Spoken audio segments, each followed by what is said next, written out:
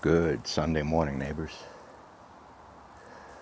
Alternate universes. What an idea. What an amazing concept. And that's just what it is a concept. A theoretical thing for the mind to work with and play with. And science is trying to understand how we can do that, if we can do that. But science is just knowledge. It's just understanding. It is a body of knowledge. It is a trusted body of knowledge. It's self-correcting. It takes time to self-correct, but it does. That's why we understand the fossil record. We understand geological layers.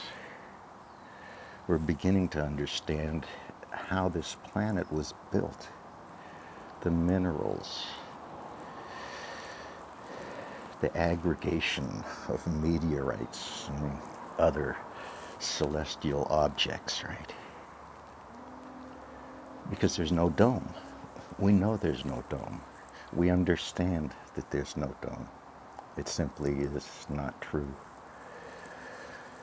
Some people understand it's only 2022 on paper.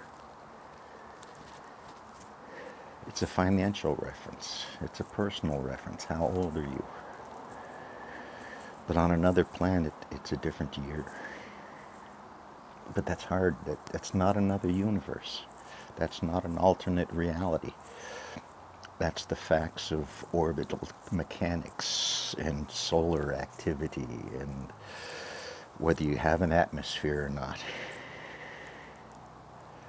So the notion of alternative universes is very interesting.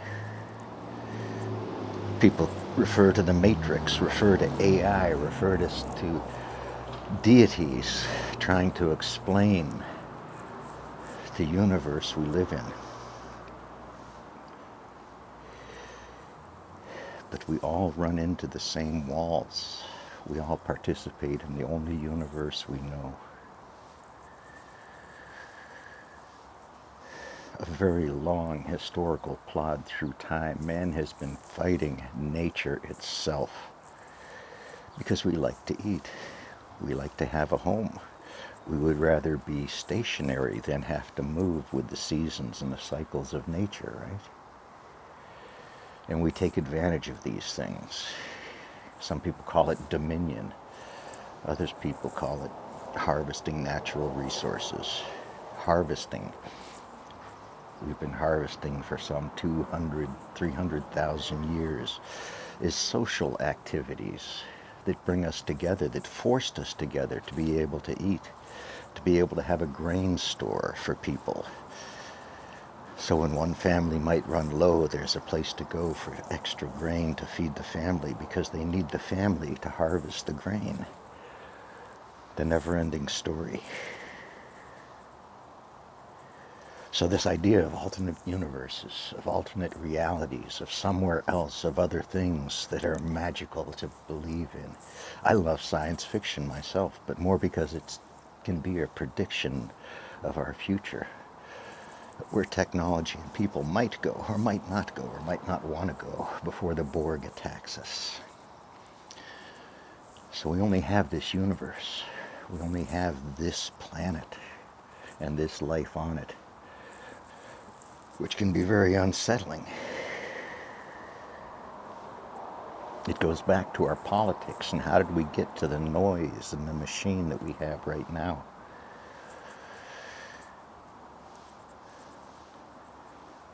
I guess, and I hate to say it, but you need to study history. Pick a topic.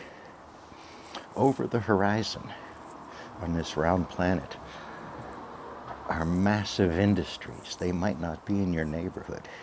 They're the base of your hidey hole out in the woods.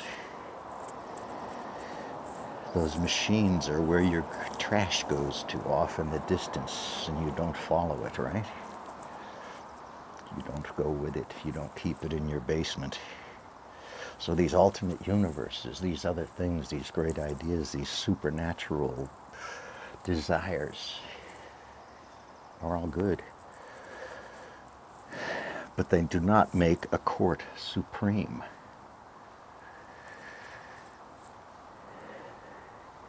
This overreach of theocracy, this stifling of human nature caused by the need for a God, a poor education about the age of our planet, our interactions with civilizations across the globe, shows the Middle East was special, but not that special. In history, the civilizations across the Americas disproved the theories because they're not sound theories. Meanwhile, about 2,700 billionaires across the planet drive where we're going more than anything you can understand. But you're seeing the effects of it in our court system, of people with more money than they know what to do with over decades, selling this idea of libertarianism, of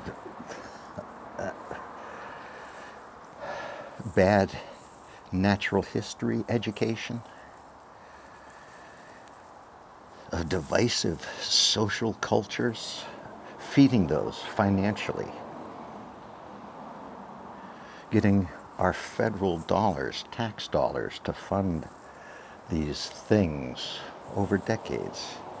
This comes from watching the Reagan years and its history and the beginning of this, and something called the, what the hell was it? Newt Gingrich's Something with America, forcing religion back into every aspect, wanting to own every part of a community's infrastructure and social interactions. These social organizations can't police themselves. But that seems appropriate because these big corporations funding this noise in the machine don't want others to regulate them. They don't want liability for their actions. These things take decadal engineering questions, processes. We've engineered the world. We're terraforming it. We humans. And yet people's universes are their neighborhood. They can't see over the horizon, can't see that nuclear plant being planned in their neighborhood. Can't see the nuclear waste being shipped to a site in West Texas. Not nuclear waste, it's nuclear fuel rods from facilities across America. Decommissioning nuclear plants has raised an issue with transporting nuclear casks across all of America to a place in northwest Texas. This was one of the reasons, the arguments against Yucca Mountain Repository, was all those materials being transported. But on the other side of that, all those materials were transported to the plants. That never stopped. Every 2 years, many of these plants have to be refueled. Maybe longer, but new fuel arrives. So, gosh, it's a big world. The Supreme Court has been corrupted by religious ideology. Medical professionals are better at determining the health needs of a population than gods or Republicans. Please vote. Peace is out. Lesser of evils, best I got.